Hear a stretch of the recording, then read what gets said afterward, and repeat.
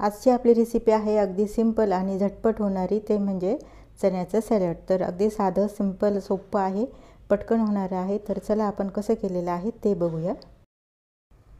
तर चण्याचं सॅलड करण्यासाठी आपण इथे घेतलेलं आहे 120 ग्राम चणे। मी हे रात्रभर पाण्यामध्ये भिजवून सकाळी त्याचे 4 ते 5 शिट्ट्या काढून घेतलेल्या आहे। छान असे मऊ शिजलेले आहे। त्यानंतर त्यामध्ये टाकण्यासाठी 20 ग्राम गाजर घेतलेला आहे, 20 ग्राम काकडी घेतलेली आहे बारीक कट करून, आणि टोमॅटो घेतलेला आहे 20 ग्राम, कांदा पण 20 ग्राम घेतलेला आहे।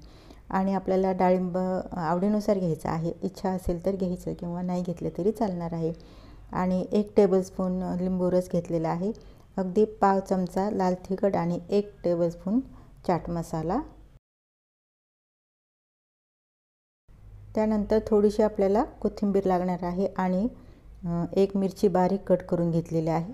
आवडीनुसार कमी जास्त आपण करू शकतो।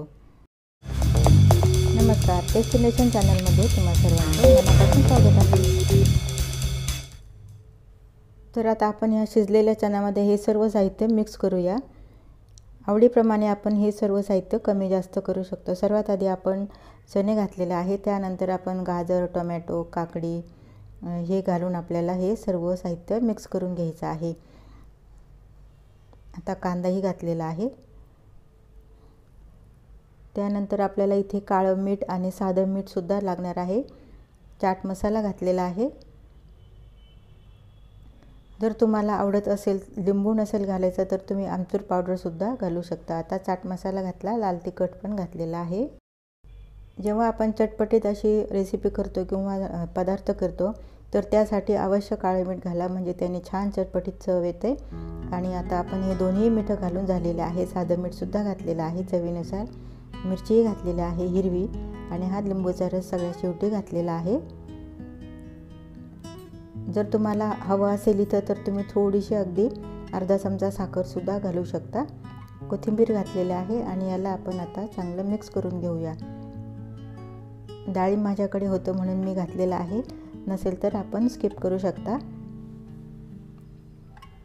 आता हे सर्व आपलं छान असं घालून झालेलं आहे, मिक्स करून घेऊया, म्हणजे सर्व आपण घातलेला मसाला ह्या चण्याला लागला पाहिजे, सर्व साहित्याला लागला पाहिजे। तर हे बघा, ही अशी आपली झटपट हेल्दी अशी रेसिपी तयार झालेली आहे। अगदी आपल्याला फक्त 10 मिनटं लागलेले आहेत या रेसिपी करण्यासाठी, आणि कुकरच्या शिट्ट्या काढण्यासाठी 7 मिनटं। हे बघा, हे आपलं असं रंगीबेरंगी चना सॅलड तयार झालेलं आहे। झटपट रेसिपी, अगदी हेल्दी आहे, आणि हे सर्व साहित्य रोज आपल्या घरामध्ये असतं। तर मैत्रिणींनो, तुम्हाला रेसिपी कशी वाटली? रेसिपी आवडली असेल तर लाईक शेअर करा, आणि टेस्टी नेशन चॅनलला सबस्क्राईब करा, आणि बेल नोटिफिकेशनवर क्लिक करून ऑलवर सेट करा, म्हणजे तुम्हाला नवीन व्हिडिओ आला की लगेच अपडेट मिळेल। तर भेटूया अशीच एखादी छानशी रेसिपी घेऊन। तोपर्यंत मस्त मस्त खा आणि स्वस्थ रहा, आणि टेस्टी नेशन चॅनलला फॉलो करा। Good bye.